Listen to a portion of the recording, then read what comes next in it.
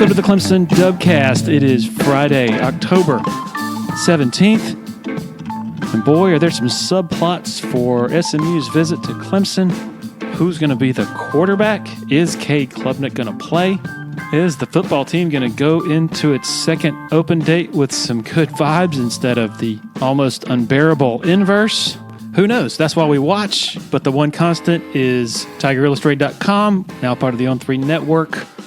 We're going to cover all angles for it, including football, the behind the scenes, and also including recruiting. Never been a better time than now. Never been a better bang for the $10 a month that you pay. So sign up.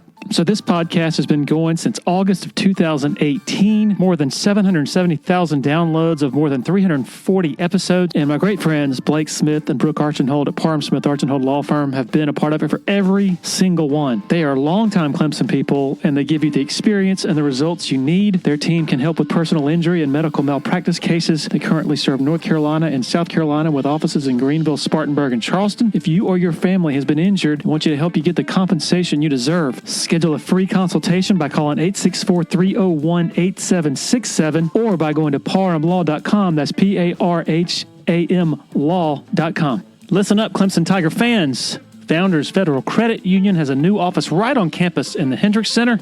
We're here to serve you with the financial tools you need and the personalized service you deserve.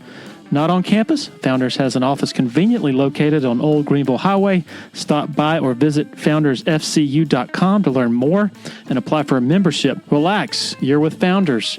Federally insured by NCUA. Membership qualification required. Okay, to our visit with Chris Lowe, formerly of ESPN, now of the On3 network. He was en route from Oxford, Mississippi to Athens, Georgia. We're going to get deep into the process behind Chris Lowe and how he works. Really fascinating stuff. Here we go. Enjoy. All right, joined by my good friend Chris Lowe and relatively new colleague, teammate at On3. I remain excited about your presence with this company, Chris. Welcome aboard. Yeah, well, it's good to be with On3, and it's been a blast the last 7 weeks. This was in Oxford yesterday. Sitting down with Lane Kiffin, and just been able to write about college football, Larry. The personalities and games and all the traditions, the ins and outs that you have for years. It's such a high level, man. Just go around the country and do it. I agree. It's great to be with you. We've been friends forever, and I always love reading your work, and nobody has the pulse of Clemson. They're in beautiful upstate South Carolina, better than you do. Well, thank you for your extremely kind words.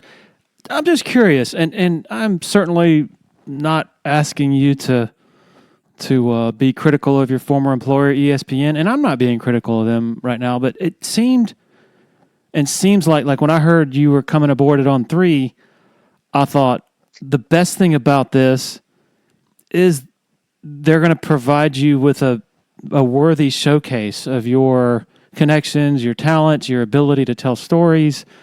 It just seemed like you were kind of, lost in the shuffle at ESPN, and I could never really figure that out in recent years. I mean, you did a ton of great work, but it just seemed like it wasn't a regular enough showcase. Does that make sense, and is that fair? Really, I will talk mostly about On3. The thing that appealed to me the most about On3 was the license to just go write about what I wanted to write about, what was important to the company, what resonates with college football fans. And I sort of get to drive that train, Larry. That's much like you and the way you cover Clemson. And that was something that at a bigger place, whether it's ESPN or wherever, it's harder to do that. You got more colleagues, you got more people covering college football around the country. We were all spread out, and it was a little bit more territorial.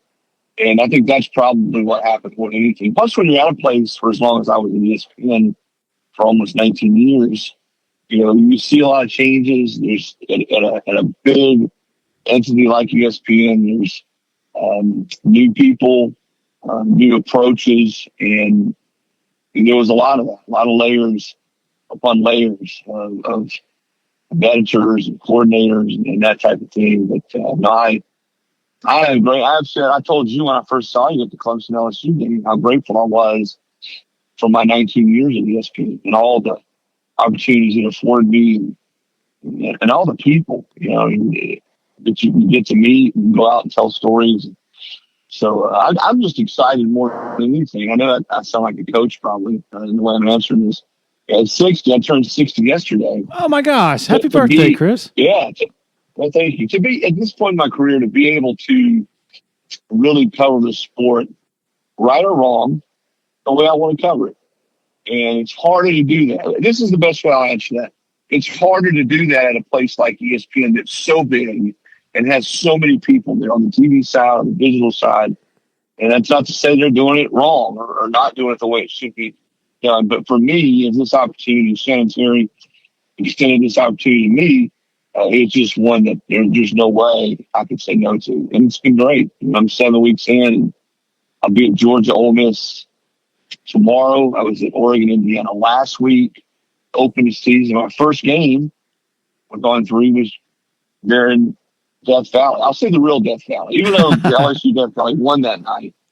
But I grew up in this state, so I got to say Clemson's the real Death Valley. So I've been all over the map, and it's been a lot of fun. And I really enjoy, much like you, I enjoy telling stories and sharing stories and getting indoors and maybe trying to provide a little bit of a different glimpse of people, coaches, players, the people that make the sport so unique. And that's, I tell my buddies when I see them from Rock Hill, when I get a chance to go back through there, Larry, I always say, hey, man, I'm 60 now, but one day I'll get a real job. Yes. I'm 50 and I have the same stance. Just curious. So a lot of people out there probably don't know, a long time ago, before you went to ESPN, you were with the Nashville Tennessean, did a fantastic job there, but then you were briefly at the Tennessee Rivals site. Can you refresh me on what time frame that was? And did you know Shannon Terry then? I can't recall whether he was still presiding over Rivals at that time. Yeah, he was. Shannon was. And it would have been, let's see, I would have gone to work. It was the Volquest site, which is the same as what you guys are covering Clemson. They were the top site covering Tennessee at the time. So that would have been like June or May of 2007. And I was there for three and a half months. And actually covered a couple games. Tennessee played. You love this. Tennessee played out Cal that year to start the season in 2007. And I went out there. I was working with Brent Hubbs. Brent Hubbs is the publisher of the site. Did a great job. I know Brent forever. And went out there to cover the game. And it was good. It was right there at the time they were renovating the stadium, the press box of Cal. And there was this massive, majestic oak tree right beside the stadium they were going to cut down. Well, there were all these, and I'm sure you have a hard time believing this in Berkeley.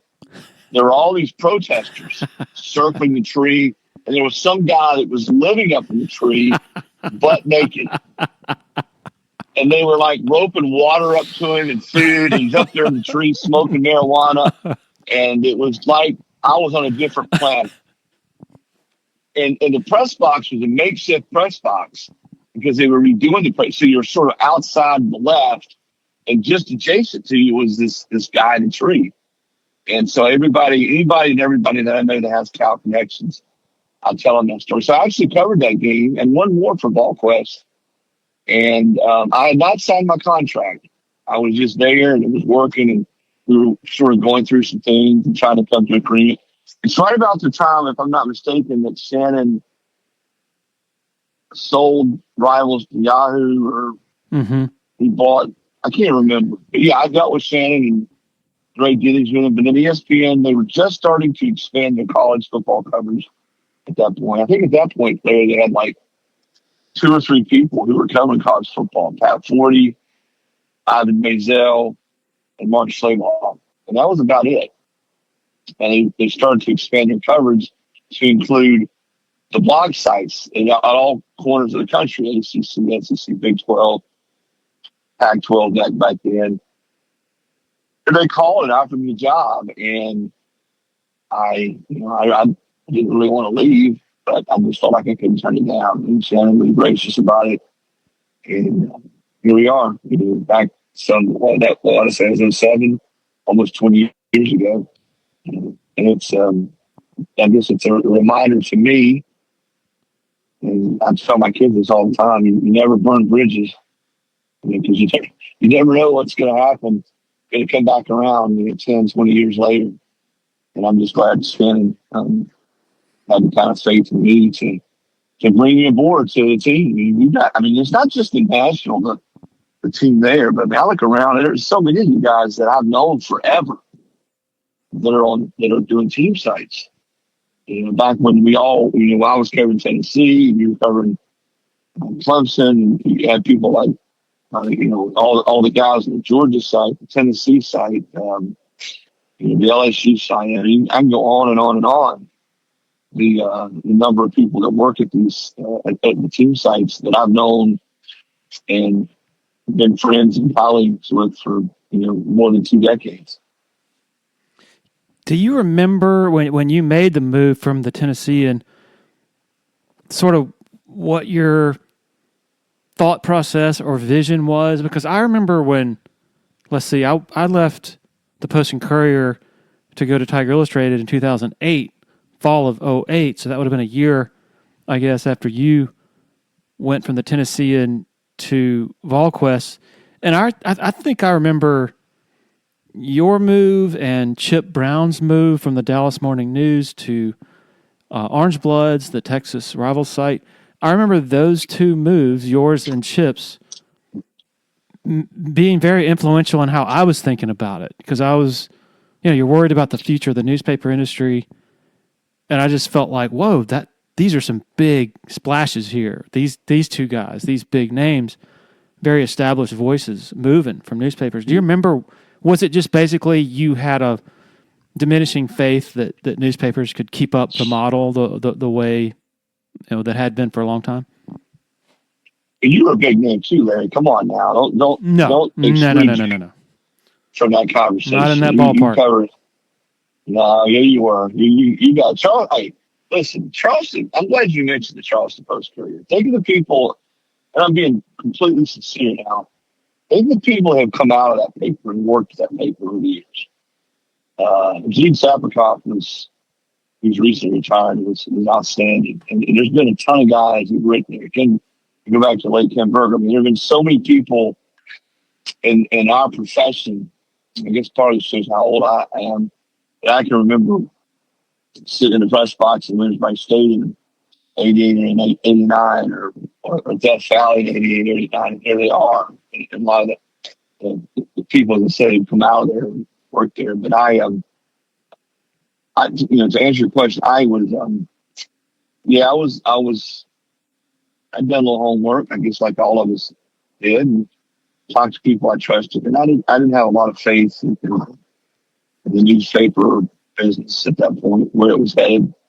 Not that I had a crystal ball or anything. I didn't know that necessarily it would just fall off the face of the earth, newspapers would.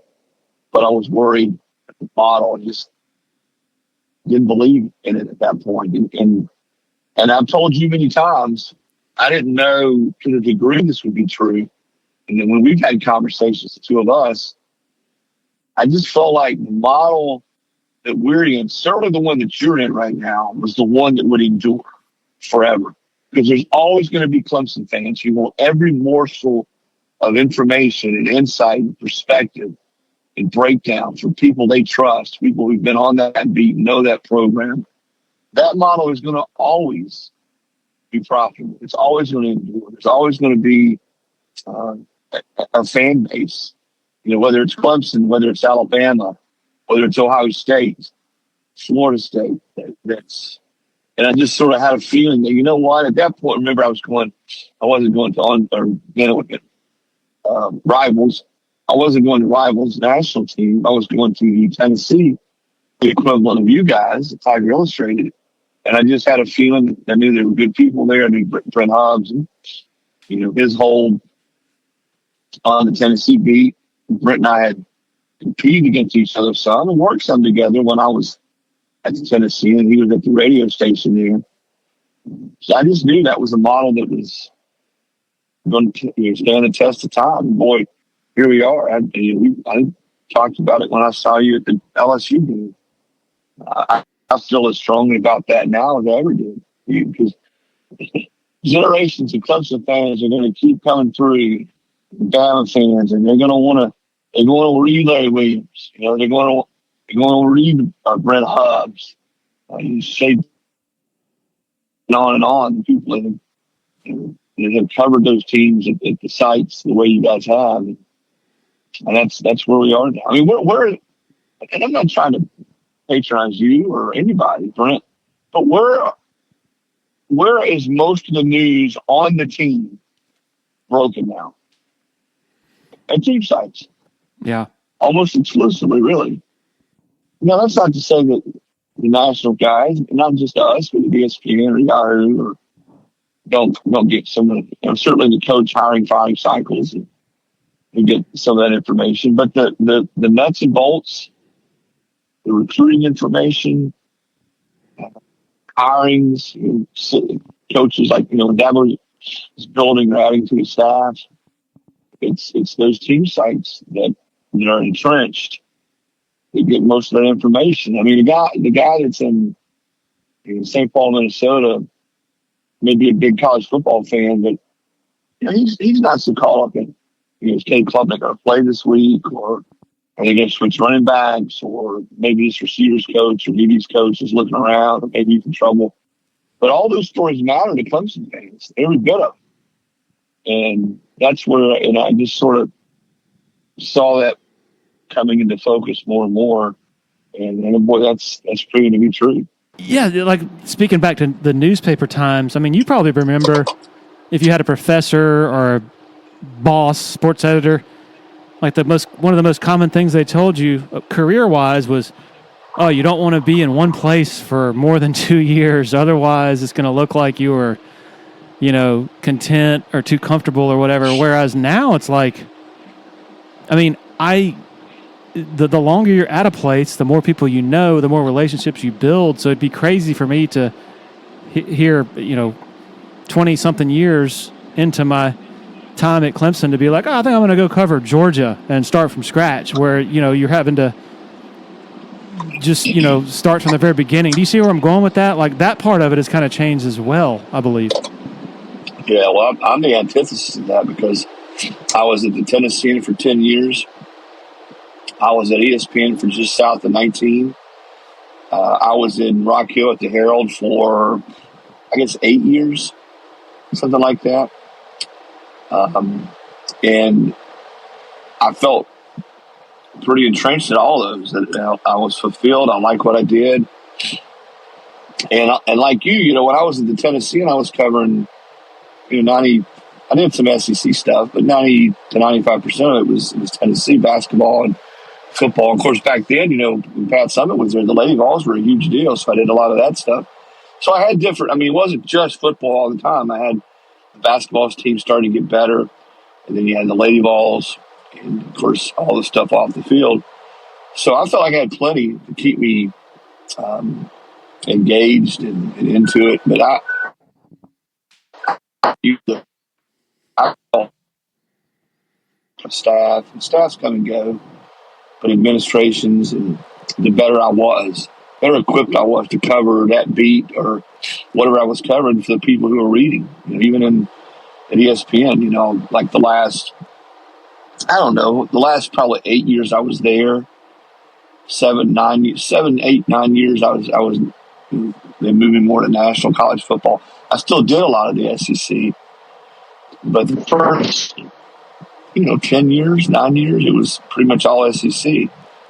And I felt like, the more I went to see people and got to know them and tried to build relationships and keep those relationships, the better off I was going to be in trying to do my job. So, yeah, I agree with you, man. I haven't jumped around. I know some of our friends have a little bit.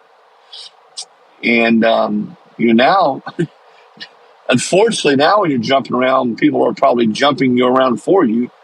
And jobs are getting eliminated, and that's not funny, but it's just the way it is. I mean, I had so many friends at ESPN, colleagues that I saw come and go. And, man, that was hard to see all these great journalists and great people come in there and work their butts off. And ESPN would make cuts. And ESPN wasn't the only one. The Athletics done that some, Sports Illustrated. But it's hard to battle. We in this profession a lot of times don't get to go out on their terms, which, again, to double back to what I said earlier, why I think your model, the team site model, is the most secure out there. If a quote-unquote newspaper guy or whatever today moves to a team-themed website, it doesn't really cause much of a reaction. But back in 2006, 7, and 8, oh boy, it really did. What were the reactions you got upon your move from the Nashville Tennessean to Volquest? Yeah, just what you said. Why you know, it's the biggest paper in the state. You know, at that point, our circulation was still, I don't know, 200,000 or more, maybe 300 on Sunday. And you go to a .com. I remember people call them .coms. Yes. Remember that? Yes. You know, these .coms are going to. I had people at schools in Tennessee say, "What are you going? .coms are they're not going to be around. You know, they're not going to make it." And I mean, I didn't claim to know everything either, Larry. I know 1,000% that I had a decent feeling that's where we're headed, the digital age. But yeah, just what you said. Everybody, like even my people, my family. Well, why would you leave, you know, the largest paper in the state and go to a website? You know, I even got a little of that in this move. Why would you leave ESPN to go to On3? Not as much, because On3 is really, and not just with the company now, but man, it's made a major move, you know, acquiring rivals and hired a ton of people. I mean, a ton of really good people on the national level, and shows and podcasts and spending money. I mean, the first thing I asked Shannon, I said, "Hey, now are we going to cover college football the way it's supposed to be covered?" Absolutely. We want to be the voice of not only college football, but you bring in Jeff Goodman on the basketball side and his crew. We want to be the voice of college sports. And that was what appealed the most to me. The ESPN badge, and I had 19 years of it. It was great, and I wore it proudly. But to be able to be part of this growing company was really appealing. ESPN has sort of been there. Sound like, remember the head ball coach when he went to South Carolina? And there's, well, Alabama's open. I don't go to Alabama. They've already won a bunch of championships. They already won a bunch of championships. I'll go somewhere where they hadn't necessarily done it. Now, it's not maybe the same comparison, but that was, you know, it's cool to be a part of something that's growing and building. And everybody's so committed to doing it the right way. And people that really love college sports. I mean, I'm 60, and yeah, I get tired of the NIL BS and the sport changing and what the playoffs are going to look like, what it's not going to look like, and all that, you know, all the stuff going on in D.C., you know, legislators getting involved. That doesn't really perk my interest much. But I tell you, on Saturday afternoon when I'm at Death Valley or Bryant-Denny Stadium or Austin Stadium out in Oregon, man, those Saturdays and the product on the field, to me, is as good as it's ever been. And I think the balance, Larry, the parity we have now, they may not like it at Georgia and Alabama and Ohio State and some of the blue bloods out there, but when did you ever think you'd see Indiana paying their coach $11.5 million and going to Oregon and beating a team that hadn't lost at home in almost 20 games? It's just the game's changed, the sport's changed, and it is pretty cool to be covering the sport when we're seeing it sort of change before our eyes and seeing more teams, you know, come get an invite to the party, so to speak. But I don't know if you agree with this or not. I still don't think it's going to change who wins the title. I still think the usual suspects are going to win most years. Yeah, I'm not. Man, I'm not sure. Like, you take Indiana as the test case. Like last year, I was skeptical of them, and even more skeptical, of course, when they played Ohio State and Notre Dame. But man, they look different this year. They look physically imposing. And so last year, I'm like, man, they wouldn't have a prayer of contending for a national title. Whereas this year, I just look at their physical and mental toughness they have. I don't want to say it's reminiscent of the Kirby Smart, Nick Saban thing, but it kind of, that's what jumped out to me during that Oregon game watching it. Yeah. Is what put my jaw on the floor, really. Yeah, they may prove me wrong, and they may be the team that isn't one of the usual suspects who breaks through and wins. But haven't had a chance to see them live out there last week and be there. I was down on the field the last part of the game. I mean, you're right, man. Physically, the defensive line, which is, I mean, you know this. You got to be good in the defensive line if you're going to national title. You got to have guys who get quarterback can hold up right there in the interior. Guys that are just disruptive. And they've got those guys, Larry, and they look the part. I mean, having been around those defensive lines, front sevens that Dabo had, in 16 and 17 and 18 and 19, all those guys that went and played pro ball. I don't know if Indiana has as many of them, but they have them. And that was on display Saturday against Oregon. But they singularly checked the boxes, man. And their receiver, Surratt, best receiver I've seen this year in college football. Gets open, he catches it. Mendoza is really good and solid, steady, makes plays. I like how resilient he is. He threw the pick six there, and that place is going crazy. So you might ties the game in the fourth quarter, and you're like, all right, here we go. Oregon's they're gonna put them away. Well, all that kid does is come back and just lead this 12-play, 75-yard drive. And look, so yeah, they check the boxes. I like it. The coach is he's a bite back, Signetti bite back guy who his teams, I think, have taken on his personality. So maybe they are. Maybe they're the one. They're the team that sort of breaks that mold. But really, again, I know it's changed and the playing field's level because you can bring in transfers and most of their best players, which makes the story even in a lot of ways more refreshing. There is most of his best players came with him from James Madison. Yeah, I mean those linebackers, Aiden Fisher, and the other two guys.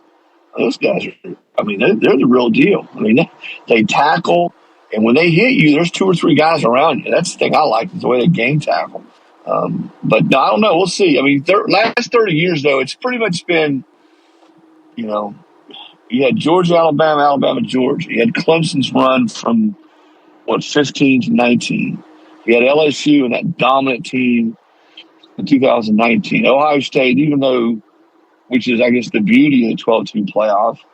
Ohio State was clearly the best team in the country last year over the course of the season. But, had we been in a 14 playoff last year, Larry, Ohio State never would have gotten in. Yeah. And Ryan Day might have gotten fired or walked. He might have gotten fired. Or walked. Right. So it's been those teams that have won. Urban's teams at Florida. All Nick's teams going back to his first one in 2009. And the SEC had that run of 7 or 8 straight. Auburn, Cam Newton, who was still, to me, that 10 season is the greatest individual season I've seen from a player maybe since I've been covering college football, because they weren't that great around him. They had some good players, but he was just so dominant and was just completely unstoppable on third and fourth down. That they have the perfect season and win. But maybe the Blue Bloods, I count Clemson among the Blue Bloods, certainly what Dabo's done there. Maybe some of your readers the last few years may not agree with that. But they dominated the sport. And if we see an Indiana break through and win a national title this year, I guess Oregon's a blue blood. But they haven't won a national title. So if they broke through and won one, then I think they would qualify too as sort of maybe new to the party. Even I don't think Ole Miss can win it all. This team's not as good as they were last year. But gosh, just for Ole Miss to get in the playoff and win a game or two, I mean, would be 10 years ago. Can you imagine telling someone that Ole Miss would win 10 or more games in 3 or 4 years and put, what are they, ranked 4th or 5th right now and have a chance to get in the playoff? I think it makes the sport better. I hate that we've sort of lost the West Coast a little bit. I think that the sport's better when USC is a top 20 program. There was a stretch there when UCLA was. Oregon, obviously Lanning has Oregon rolling pretty good, but I still think for it to be a national sport, and those teams have to uphold their end of the bargain. It's better when you've got a couple teams out there that are top 10, top 15 type teams. So when you go to these games, you have relationships with a lot of these coaches. Just curious, I think a lot of my listeners are curious about sort of the behind the scenes. So you're going to Oregon. Do you plan to try to visit with the coaches when you're there, or is it just too busy for them and it's kind of a crapshoot and you're probably not even worth trying, and you visit with them, try to schedule a time during the week? How does that work? Yeah, I always try, and you're right. During the season, it's harder. These guys are so dialed in on what they've got that weekend. I get it. But to answer your question with real answers, I mean, I did that last week with Lanning. I went early, and I spent some time with him on Thursday. And then I did that this week with Lane Kiffin. I was there yesterday, spent some time with him, and now I'm driving to their game against Georgia this weekend. So, yes, I do try to do that. Saban was always really good about that. If I'd come in on Thursday and talk to him, said they played a game on Saturday. Dabo has been great to me. I mean, I've known Dabo now for, ever since he's been at Clemson. Met him, before. And he's, I'm trying to think if I've ever done it in a game week with Dabo. Maybe one time. But during the preseason in spring, as you know, because I always call you, he always is great to sit down and talk about his team or bigger picture of college football. I know your readers have a hard time believing that Dabo likes to talk about a lot of different things. But no, that's again, I'm very, very grateful that I've done it long enough and I've been able to establish these relationships, and all these guys are different. Dabo's different than Lane, and Lane's different from Saban, and Saban's different from Josh Heupel, and Josh Heupel's different from Brett Bielema, but it's still sort of the common thread is, the longevity of relationships, and most of these guys knowing that, hey, we want to write about football, the people behind the scenes. I know you're the same way. It's sort of the best. The thing I have the most fun doing, the thing that really fulfills me the most, Larry, is anytime I can, sometimes I can, sometimes I do a better job of it than others, is try to take the fan behind the scenes, behind the curtain a little bit of what's going on with this coach, with this program, with this player. This week, last year, Heather Dinich, who's at ESPN now, and she covers primarily the playoff, we sort of tag team on a story on the Army-Navy game. She went to Navy and spent part of the week with one of their football players, and I went to West Point, spent part of the week with one of their players, and we wrote a story on a Navy player, and then all your duties, responsibilities of going to an academy, and then what that game means or has been. I think last year was the 125th anniversary of the Army-Navy game. So those are the types of stories that, even after almost 40 years in the business, stoked me. And I think I'm really grateful for all these guys. I've told them I don't take for granted if Dabo's going to let me come in and sit down for 30 minutes with Lane or Dan Lanning, whoever it is, the opportunity to be able to do that. But you're right, game week sometimes it gets a little dicey. I'll give you like Lane, for example. I called him and said, hey, I want to come in and see you. I don't know if I'm going to have time. All right, well, make another run at him. Hey, I'll drive in whenever you can do it. Wednesday night late, Thursday. I'll let you know. And then sort of lets me know, and I come in and do it. But a lot of that's just having relationships with guys. And just Spurrier was great. Spurrier was the best at it. Spurrier would meet with you whenever, the week of the game. It didn't matter. Whenever you wanted to come in, he wanted to talk, and he wanted to typically poke at somebody else, some other coach or some other fan base. But those are a lot of fun, and I know that. I know this. When I hear Dabo mention a media member, it's usually you. He's doing a press conference or a whatever. His weekly deal. Can't count the number of times. Oh, Larry Williams. Yeah, Larry Williams had that. Or sure you read a Larry Williams story. So hey, that's the ultimate compliment, right? Well, it's not intended. I mean, people think there's people out there think, oh man, Dabo and Larry must be best buds. But that's not what he's conveying there. What he's conveying is how in the hell is this stuff getting out? He hates that. He hates it. Yeah. And so all coaches do. Yeah. All coaches do. And they haven't figured it out. I'm going to pull a Lane Kiffin here, okay? I'm going to poke a little bit at the coaching profession. They never figure it out either. Coaches never figure out how stuff gets out. And it's always like, well, my recruiting coordinator or my defensive backs coach or my, I don't know, trainer is leaking this stuff. No, it's some donor or booster who's come to practice. It's somebody in administration who goes to church with somebody, or one of the players tells their dad or tells the guy he works with. And I've told coaches this for years. And you guys haven't.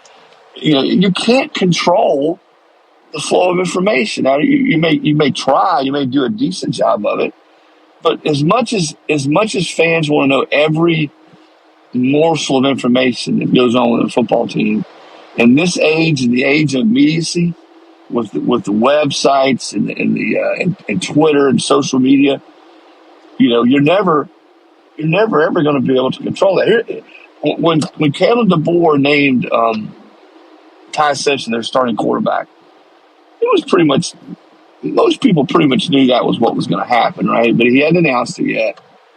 And it was the week before, I think they went game week against Florida State. They finished practice. They practice in the morning. A lot more schools now practice in the morning. Does Clemson practice in the morning? No. Okay. So Bama practices in the morning. So they finish practice. The board calls them up, and in front of the team, he announces that Ty had won the starting quarterback job. He's going to be Bama's starting quarterback. So that's what, I don't know, just before lunch, right after lunch, 12:30.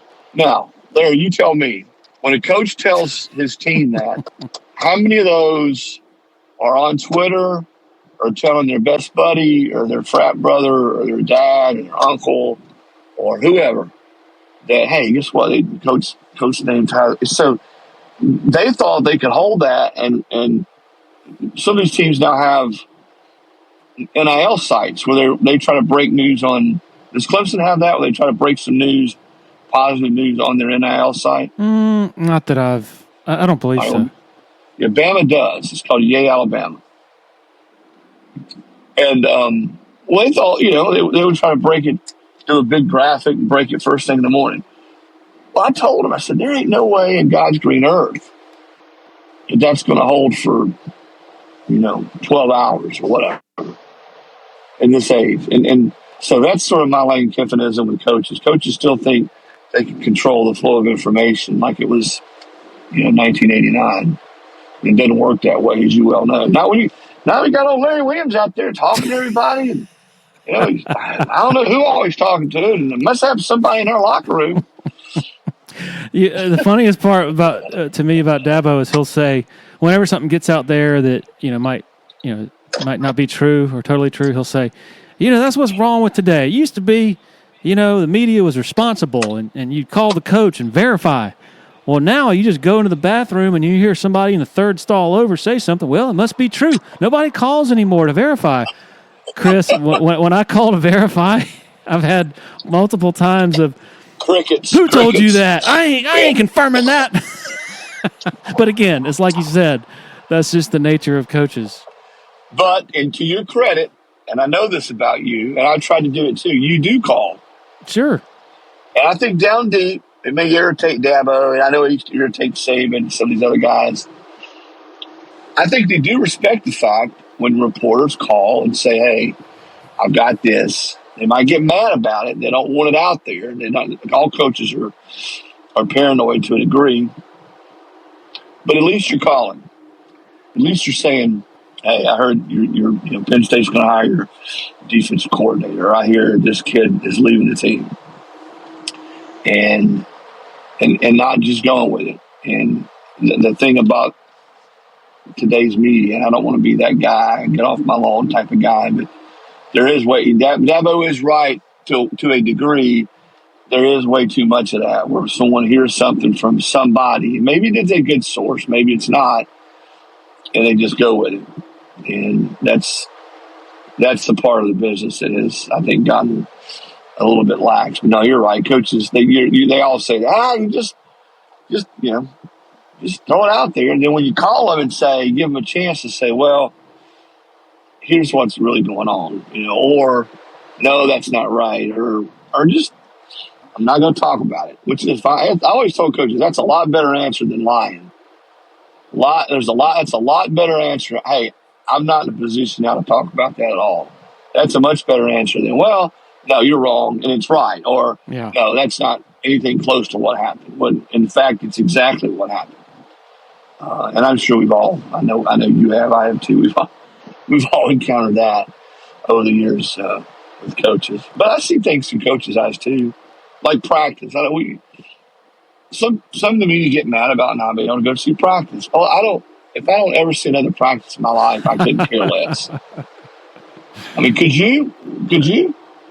No, I'll say this. I would appreciate the opportunity to maybe during camp to watch a few full practices just to get it, because you learn, you learn stuff that's not necessarily sensitive.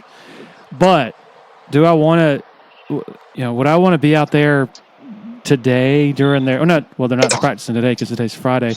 But do I want to spend 15 hours a week sitting in a practice field? Probably not. I can be much more efficient trying to, learn about the more important things that are going on at practice just from talking to people. Yeah, you can be calling around all those sources that Dabo complains about. Yeah, Larry, we're sitting around calling people. But I agree. No, you're right. In spring practice, the new guys, how big do they look? Have they had to wait? What do they look like in their pass routes, coming in and out of their routes? Does a guy in the defensive line look a little more leaner? Is he moving better? That's valuable to go see that. But during the course of the season, because you can't write about anything anyway. Again, some of my colleagues, I don't ever get to see it. Well, you know what? If you were coaching, but I want if I had a quarterback who's in a boot or a corner who'd been a little gimpy and nobody really knew about it. Of course, a lot of that gets out now anyway. Or I had a kid who was suspended, he wasn't practicing. Well, it's sort of a catch-22. If you let the media there come and see it, well, they're going to want to report it, which I would too. But if you're a coach, you don't want that out there necessarily. And if you have rules, like I think the NFL, do they have rules like that with their writers? If someone's, of course, they have the injury report with every week. But I get where coaches are coming from. What's the reward for the coaches to have media there every practice or most practices during the season? I don't think there probably isn't much of one. Well, and they have control, whereas the NFL is dictated by policy that everybody has to follow. And in college, it's basically like a head coach can wake up, roll out of bed one morning and just decide to totally change a policy just because he wants to, So it's much more of a... That doesn't bother me. The whole practice, I'll tell you what does bother me. I feel sorry. I really not hurt, but I feel bad for the younger journalists coming in, covering college football. But the access to players is horrible. By and large, I don't want to paint with a broad brush. I'm not saying every program. But it is harder than it's ever been, Larry, to get any real time and develop really good stories. And even relationships with assistant coaches. I mean, when I was covering newspaper, I would always do stories on assistant coaches, their journeys or something interesting about their family or whatever. Maybe they've worked on previous staff and all these guys they work with who've gone on to be, those are cool stories to do, but you can't do them now because nobody's ever available to talk hardly. Assistant coaches, select players. I've gone to places where they bring in 2 players, maybe the starting safety, and maybe you want to do a story on, I don't know. But the access, I'm so old, Larry, I can remember going to practice, getting kicked out. You got to see 4 periods. But when practice was over, they let you back in the gate, and you could grab players if they wanted to and talk to them coming off the field for interviews. And could you imagine that in this day and age? No, not at all. Not at all. So going back to your process, so you went to talk to Lane. What day? You drove to Oxford. How far is that from Knoxville, where you live? About between 5.5 and 6 hours. Wow. So you drive down there, you sit down with him for how long? He was pretty long-winded, about 45 or 50 minutes. All right. And then do you get a hotel in Oxford and write the story? Do you drive back? When did you sit down and actually? No, I went back yesterday afternoon. Went back to my hotel, wrote the story. It was posted early this morning, and I'm headed to Athens. Well, no, I won't go to Athens. I'll go on the Atlanta side of Athens and bed down, and then drive into Athens tomorrow for the game. So, but I don't do that every week. But when I have an opportunity to get some quality time with a coach, certainly a compelling coach like Kiffin, I'm going to take it. I'm going to take that opportunity, and that's sort of all part of my focus, or what I want to do is try to get time with these guys and let them talk about whatever they want to talk about. Of course, Lane's going to be a hot name anyway. It's a coaching carousel. I don't know about you, man. I think this may be the wildest we've ever seen it, Larry, this year when it's all said and done. And his name will be prominent in that.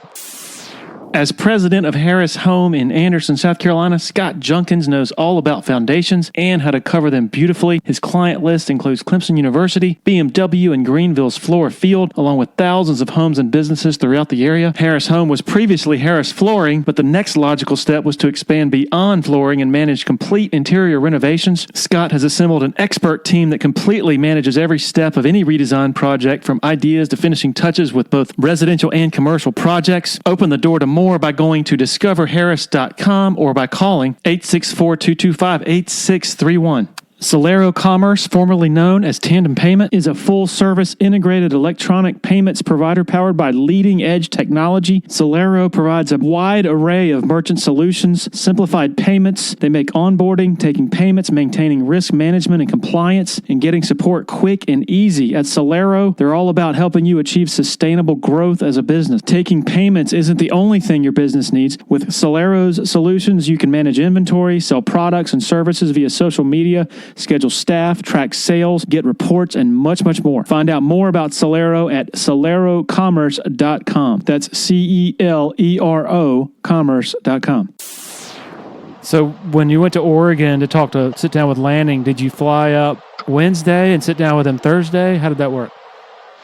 Yeah, I flew out to Portland on Wednesday. Got there Wednesday night. Portland's the airport's just under 2-hour drive to Eugene. So I drove down to Eugene Wednesday night, spent the night, and then went over and spent, 45, 50 minutes with Lanning. Got to talk to the quarterback, Dante Moore. Met with AD for a little bit while I was there. So, you try to get as much bang for your buck as you can if you're going to do something like that. And I didn't write anything on Moore, but down the road, I still think he'll be in the Heisman race. I'll say that and write something about him hopefully later this season. So I always try to get, certainly if you're going to cross the country like that, as much out as you can. And then the game obviously was compelling too, which helped it. That Indiana would upset Oregon. And then all of a sudden, Indiana becomes such a big story. So to be there for that. So do you already have your plan for next week mapped out? I don't want to give anything away, but I'm just curious about the process. No, I don't. I'm not giving anything away. We sort of, about a week to 2 weeks out, we look at the schedule and we pick. I've got someone I talked to there at On3, and again, they're really cool about letting me drive the train, but then they'll throw different ideas out there too. And a lot of it is dictated, Larry, by what you just asked. What else can we get out of it? Can I get a sit down with this coach, or is there a player feature? Maybe I can get some time. Is there an AD that, you want to sit down with? Or then sometimes it's just, what's the most compelling game? Georgia, Ole Miss is a top 10 game this week. Indiana, Oregon was a top 10 game last week. So like next week, depending on what happens tomorrow, but most likely it's going to be Texas A&M, who's been a really good story. Probably haven't been talked about enough this year.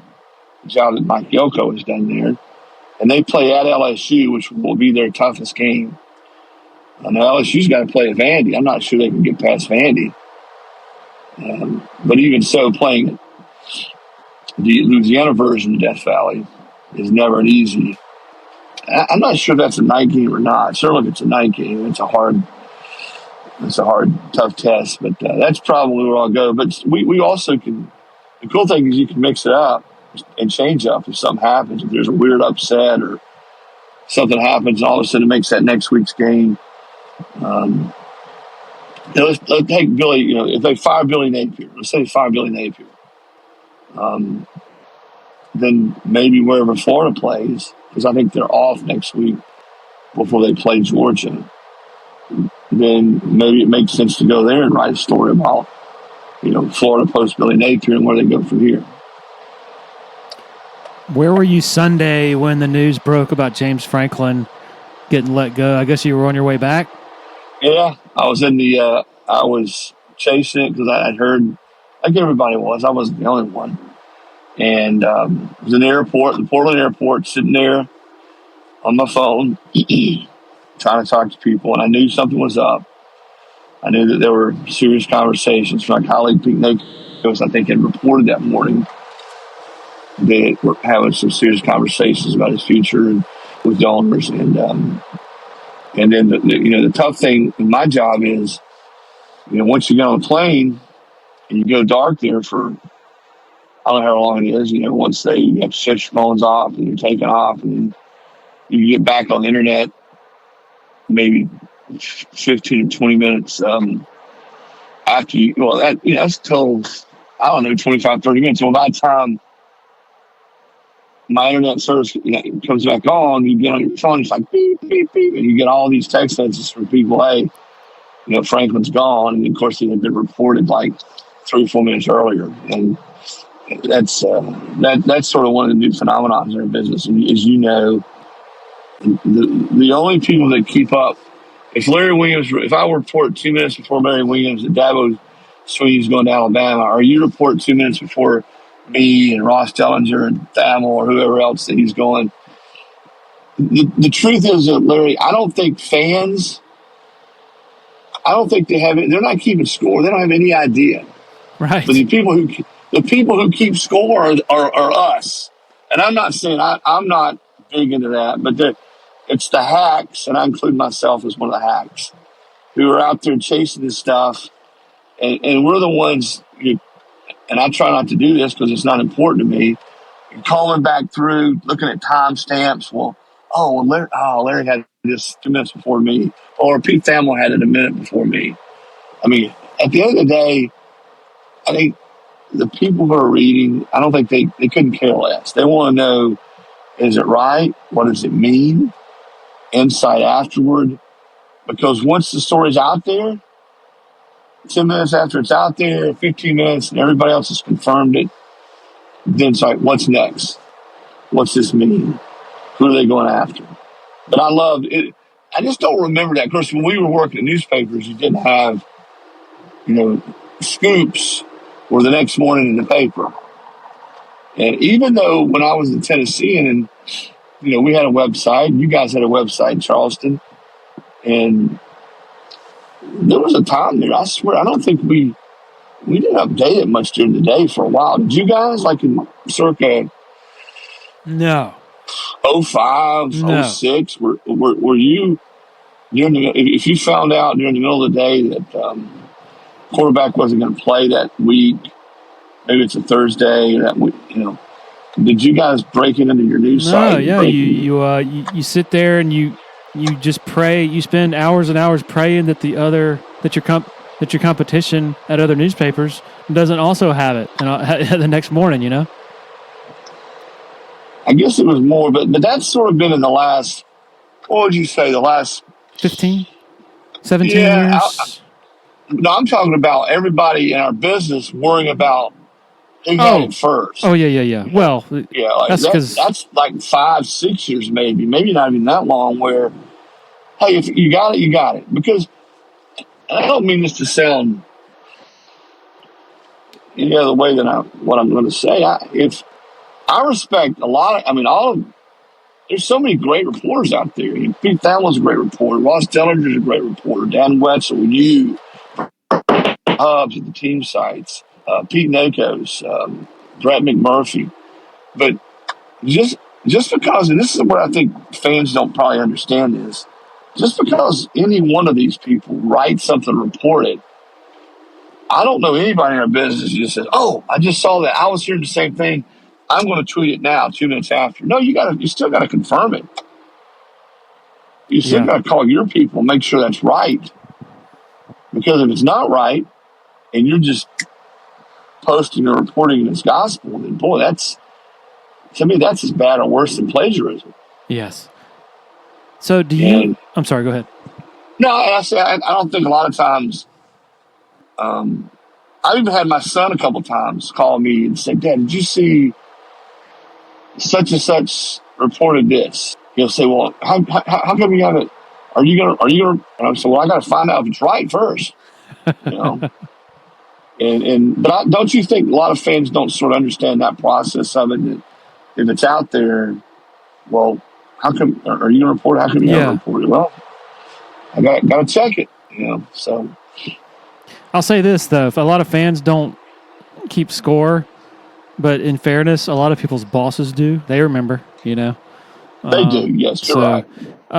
Question: They do. And I think at On Three, one of the respect about the folks at On Three is, and this is sort of different from when I was at ESPN. They don't roll us breaking news on Twitter. They want it going through the On Three, site. Which, as it was explained to me, is, why give it away for free on Twitter? Yeah. Twitter's not paying anybody. They're not paying your salary. They're not paying my salary. Anybody in Nashville at the On Three headquarters. And so that's been a little bit different for me, but I completely understand why now. And so they have, in some cases, have sacrificed. I don't say sacrifice, but even since I've been there, we've won some battles already, but there's been a couple where we had it. Brett Murphy had it, or Andy Staple, or whoever. I don't know about all the teams. I'm just say there. And hey, this is happening. I'll tell you one of them, the Gundy fine. I think we all had that about the same time. Everybody did 3 or 4 outlets, 2 or 3 outlets, and we actually had it maybe 5 minutes before, but they wanted to work up a graphic On Three, Mike Gundy tenure out at Oklahoma State. So that they get it turned around pretty fast, but it still probably might cost you, I don't know, 2, 3, 4 minutes. But they're not concerned with that as much as getting it out through our means with our logo On Three. And I respect that. It's a little bit different than I was used to, and probably most people, because most people out there, they got it, whether you're at 247 or ESPN or Yahoo, they're going to tweet it immediately. Question for you, James Franklin. I can't help but think about his relationship with the Penn State fans and administration and compare it to or contrast it with Dabo's relationship with Clemson fans and the administration. It seems like Dabo's the Clemson Dabo marriage has been largely a honeymoon. I mean, it's been a love affair with some brief, little flare-ups that, in the grand scheme of things, don't really mean much. It seems like the Franklin. How would you describe the Franklin Penn State marriage? Was he just more prickly? Never really totally won over the folks up there. I just don't have a good sense of it. Yeah, prickly is probably a pretty good word. I think he's probably a little bit more prickly than Dabo. I mean, they both spar with the media some. James sparred with the media. James was a little bit more cryptic. Dabo's just more like, guys, darn you guys. I mean, what do you guys want to write what you want? That it just was sort of a different type of tone. But here's the big difference. Dabo won not one natty, but two natties. Yes. That's the big difference. And he played for two more. So, as the record, I mean, what would Bill Parcells say? You are what your record says you are. James never won an natty. He never played for one. Had a horrible record against top 10 teams. And then had a horrible stretch this year where his team is, I don't know the other way to say it, Larry. He just lost his team against UCLA and Northwestern. I wrote this for On 3. That gave Penn State an opening. Maybe they were looking for an opening. Maybe they felt he'd already been there too long. He had not been able to get them to a national championship level. And even though he had built a top 10 program, they just felt like he's just not the guy that's ever going to win a national title here. But can't fire the guy a year removed from taking us to the Final Four or the playoff. But when we get an opening, when we get a crevice, we're going to fire him. Well, guess what? They got one. And they fired him. Now, I know people say, well, isn't that what sort of Clemson got a little bit this year with Dabo? Not really. I mean, yeah, Syracuse are not any good, and they played horribly against Troy, but Penn State was favored by 28 points against, I think, Northwestern and UCLA. UCLA was 0-4 and awful. They went out there and just sleptwalk and lost. But I think the big difference is Dabo's won at a high level. I mean, school's won, 3 national titles in its history. Dabo's got 2 of them. And they played. You would know this better than me. What's their record last 4 years versus ranked teams versus what it was, say, from 15 to 19? Probably not as good, but he's still done really well. I think he's still got a winning record against SEC teams, doesn't he?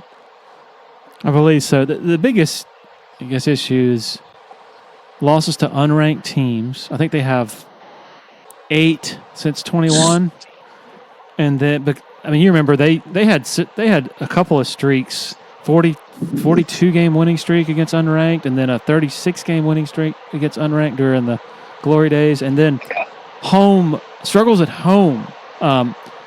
In 2022, South Carolina snapped Clemson's 40 game home winning streak.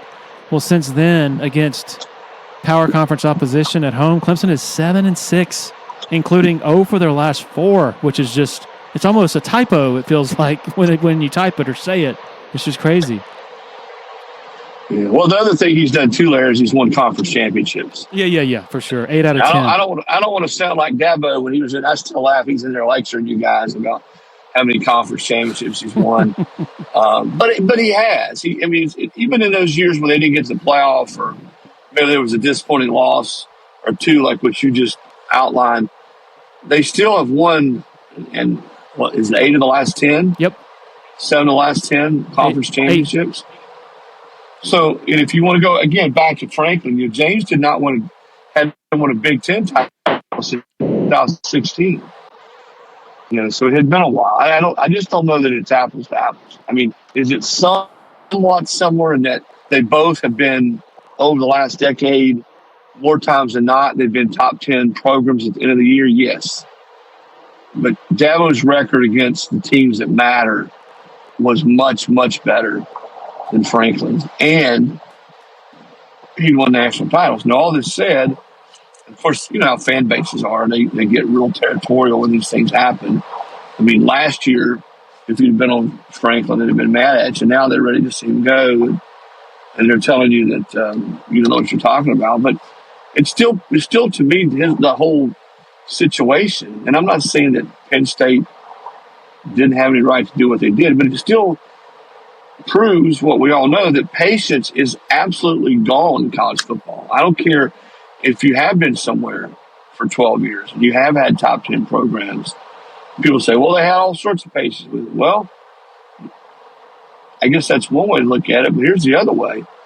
The guy had you one drive, one play away from playing for the national title last year, and 2.5 weeks ago, you led in overtime against the number 3 ranked team in the country, and 110,000 people in your stadium are going bonkers. And now 2.5 weeks later, he's gone.